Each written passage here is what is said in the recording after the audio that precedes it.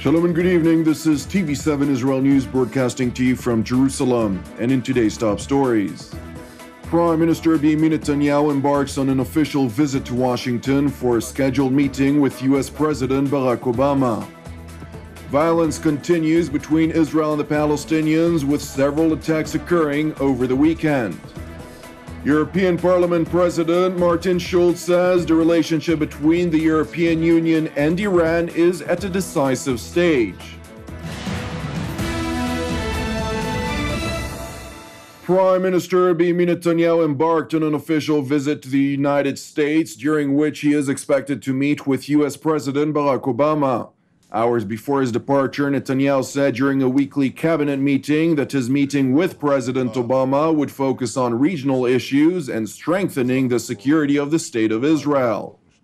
השיחה עם הנשיא תיסוב על האירועים האחרונים במזרח התיכון, לרבות בסוריה, התקדמות אפשרית עם הפלסטינים, או לפחות ייצוב המצב מולם, וכמובן חיזוק ביטחונה של מדינת ישראל, דבר שארצות הברית מחויבת לו תמיד, ותוך שמירה על היתרון האיכותי של מדינת ישראל מול מזרח תיכון משתנה ומאזן כוחות משתנה. The meeting between the two leaders will be an important step towards a new American military aid package that could burnish the Israeli Prime Minister's security credentials, now challenged by the wave of Palestinian stabbing and shooting attacks. The meeting, which is the first between Netanyahu and Obama in 13 months, could also underpin the U.S. president's assurances that he has Israel's back and help deflect accusations from Republican presidential hopefuls in the United States that he and any Democrat successor are less pro-Israeli. אני מאמין שהפגישה הזאת חשובה על מנת להעביר את המשך הנתיב של הסיוע האמריקני לישראל בעשור הקרוב. זה יהיה צעד נוסף למימוש הבנה בכיוון זה. Prime Minister Netanyahu infuriated the Obama administration by speaking against an emerging nuclear agreement with Iran during a speech he gave to the U.S. Congress in March at the invitation of the Republican Party, has said it was time to move past what he termed disagreements in the family. Seeking a boost in U.S. defense aid, Israel argues that the sanctions relief accord by world powers under the July agreement that curbs the Islamic Republic's nuclear program will allow Tehran to invest more heavily in its missile development, while redoubling funding for the Islamist Hezbollah in Lebanon and the Islamist Hamas in the Gaza Strip. Israel now receives $3.1 billion from the United States annually, and seeks a total of $5 billion per year for the next 10 years. In related news, the trip by Prime Minister Benjamin Netanyahu to Washington, in which Netanyahu is expected also to tackle the Israeli-Palestinian conflict, has brought about new challenges to the Israeli leader within his minority coalition. Even though the United States has said that Obama will likely take a so-called backseat when it comes to restarting the long-stalled peace negotiations, aides of the American president noted that Obama may well press the Israeli leader for steps to help keep alive the possibility of a two-state solution for any future negotiations. In response to the latter, Minister Naftali Bennett, chairman of the Jewish Home Faction, said that should Netanyahu present a package of gestures to the Palestinian Authority in the course of his meeting with President Obama, his party would not lend its support to it and will make sure it fails. Now, with regard to the ongoing wave of violence between Israel and the Palestinians, several attacks occurred over the weekend against Israelis by Palestinian assailants.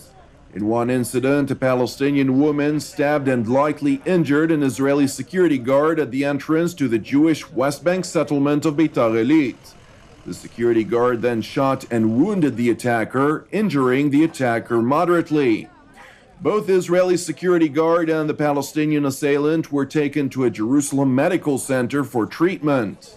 In a separate attack, a Palestinian man rammed his vehicle into a group of Israelis at the Tapuach Junction in the West Bank. 4 Israelis were reportedly injured in the attack. The Palestinian assailant was shot dead by border police officers that were present at the scene. In another incident, Palestinian Islamists fired a rocket from the Gaza Strip towards Israel's southern communities. The rocket exploded in an open area in the Sha'ar HaNegev Regional Council. No injuries or damage were reported. In response to the fire, the IDF released a statement in which it noted that it conducted an airstrike against the facility of the Hamas organization, which controls the Palestinian enclave in the southern Gaza Strip. Since the beginning of 2015, 19 rockets were launched by Palestinians from Gaza towards Israel's southern communities. In related news, Israeli border policeman Staff Sergeant Benjamin Netanyahu succumbed to his wounds yesterday, 4 days after being seriously injured in a vehicular attack near the West Bank city of Hebron. Netanyahu is the 11th Israeli fatality since the start of the recent wave of violence. Now to another matter, Palestinian President Mahmoud Abbas, who is on a 2-day visit to Egypt, met with Arab League chief Nabil al-Arabi in Cairo, during which the two discussed the ongoing violence between the Palestinians and Israel, as well as what Abbas referred to as the Israeli breach of the status quo at the Al-Aqsa Mosque, which is located on the Temple Mount. Palestinians have said they fear increasing visits by Jewish groups to the Temple Mount, known to Muslims as Haram el-Sharif, are eroding Muslim religious controls over the compound. Israel has pledged, however, to maintain the status quo in which only Muslims are allowed to pray at the shrine, while non-Muslims are only allowed to visit.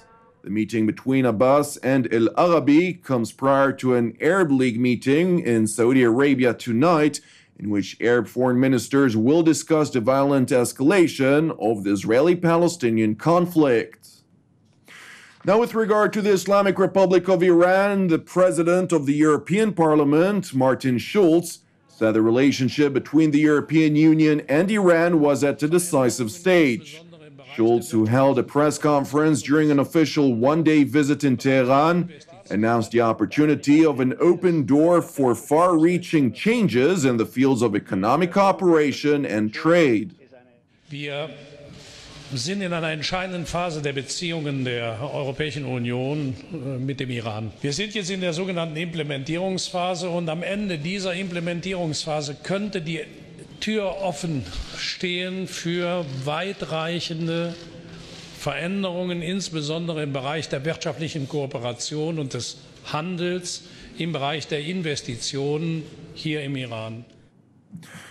On another matter, the news agency RIA quoted a senior Russian official in which Moscow and Tehran have signed a contract for Russia to supply the Islamic Republic with S-300 surface-to-air missile systems. Today's announcement comes following a statement made by Russian state arms producer Almaz Antey in June, in which it said that it would supply Iran with a modernized version of the S-300, among the world's most capable air defense systems, once a commercial agreement was reached. Thank you for watching us. You can also watch us at TV7israelnews.com or TV7.fi. For any comments, please send your emails to israelnews@tv7.fi. For more updates from Israel and the region, please join our Facebook page at TV7 Israel News. Praying for the peace of Israel and the peace of Jerusalem. I'm Jonathan Hassan. Have a Erev Tov. We will see you again tomorrow at the same time.